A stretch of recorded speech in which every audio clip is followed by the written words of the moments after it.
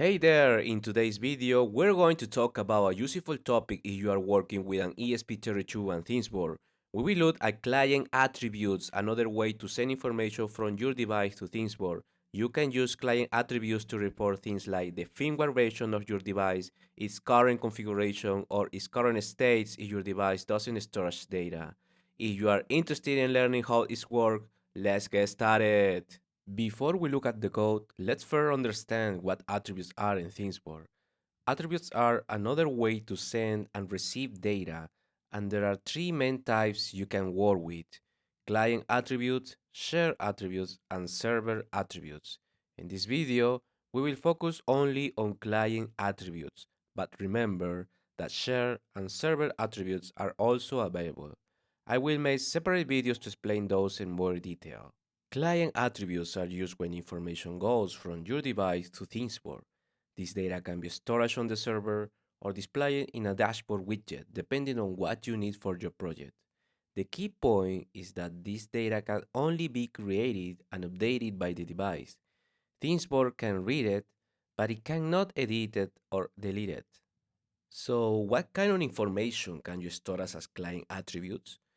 Almost anything, but typically things like your device's firmware version, its current configuration, such as the Wi Fi network, its IP address or signal strength, or the device current state. In the example I prepared, we're going to use client attributes to store the state of an LED. This means that every time that LED turns on or off, the device will update the state and send it to ThingsBoard as a client attribute. Now that you understand the idea, let's jump into the code. Alright everyone, so let's take a look at what we have here. Before we begin, let me remind you that all the code in this video is available in this repo. So you can see the name of the repo is ESP32, ThingsBoard, Platform IO, Walkway, and Client Attributes. So you can simply clone it or download it wherever you need. Okay guys, so in the first part we're going to include some libraries. As you can see here, we are going to use the Wi-Fi library, the Arduino MQTT client library, and the ThingsBoard library. Remember that we are going to use the version number 14, that is very important. And the last one, we're going to use the attributes request library. After that, we will need to define some constants for our Wi-Fi configuration. As you can see here, we need the Wi-Fi SSID, the Wi-Fi password, and by the side for our ThingsBoard configuration, we will need the token and the ThingsBoard server and also our ThingsBoard port. Also, we need to define some hardware pins. As you can see here, the LED pin and the button pin for our example. And by the side for the ThingsBoard attributes, we also need to define three constants more, that is called let state attributes, max attributes, and request timeout in microseconds. After that, we are going to define our Wi-Fi client, and then we are going to define our MQTT client that needs as a parameter our Wi-Fi client. And then we are going to use the attribute request library in order to create our attribute request instance. And then we will need to define array that is called APIs, that is telling to ThingsBoard what module we are going to use. For example, we are going to use in this project the attribute request. In the last part, we are going to create the ThingsBoard client instance that is required for the MQTT client, the buffer size, the stack size, and the APIs array that we have here. Alright guys, so next we'll define a constant called let states in order to represent the state for our LED, and then we are going to create a array called client attributes list, which holds the list of client attributes we'll be working with. Okay, so next we create a function called process client attributes. So this function is responsible for handling the client attributes sent from ThingsBoard. Internally, it reads the incoming payload and checks for the key let state here. If the key is present, the function called the digital write function to update the LED accordingly. In our case, we use this function to restore the last now let stay value whenever the device start up. Next, we're going to define a function called request timeout function, which simply prints a message when we don't receive a response from ThingsBoard within 5 seconds. And after that, we are going to create an instance called attributes client request callback, which will be used to handle the callback function. That is what should happen once we receive the attributes from ThingsBoard. As you can see, this instance requires 4 parameters: the process client attributes, the request timeout microseconds, the request timeout function, and the client attribute list. Alright, so next we're going to define two functions that will help us manage the Wi-Fi connection and the reconnection.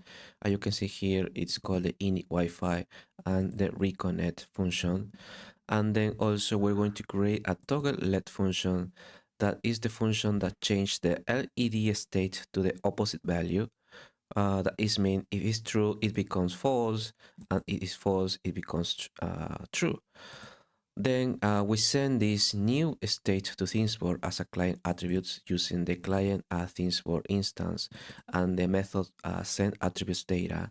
As you can see here, we need to pass as a parameter our key, that is the LED state attributes, and then our value for the LED states. So in this way, every time the LED changes, the updated state is saved in ThingsBoard. Okay, next we have our usual setup functions where we start our serial communication, and also we set the pens for our LED and for our buttons, and then we call the digital write function to change the value for our LED pin to low. We define the LED states to false, and also we start our Wi-Fi connection. And after that, we will have our load function.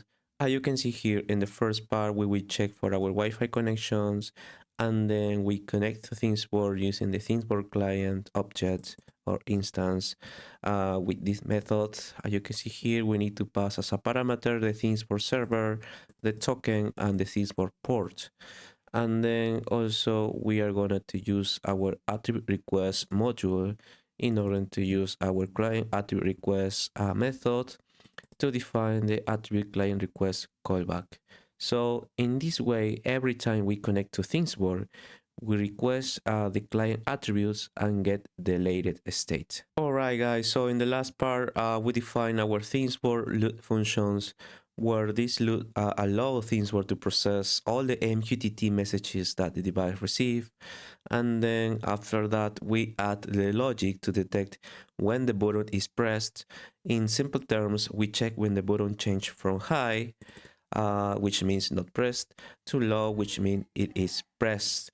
When that happens, we call our toggle function and then to change the LED state. Alright everyone, so now that we reviewed all the code in our ESP32, we're going to create device in ThingsBoard and setting client attributes. So in order to do that, let's go to the ThingsBoard platform. In my case, I'm using the ThingsBoard.cloud platform, but you can use as well the ThingsBoard in local version. It should be the same way. So let's create a new device here, a new device. I will name it ESP32 client.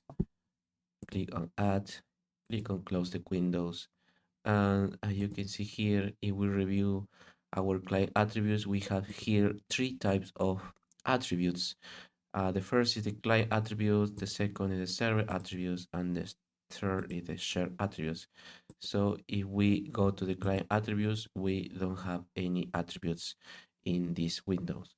So let's see. I will copy the access token here and I will paste it in my code. Just give me a second.